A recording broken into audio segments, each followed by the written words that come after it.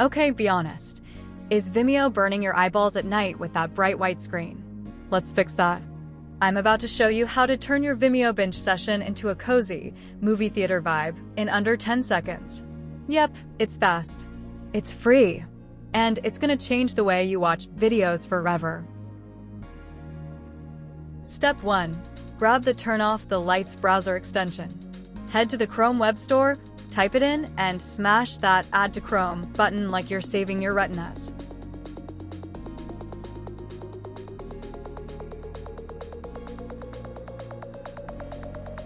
Once it's installed, go to Vimeo, hit play on literally anything.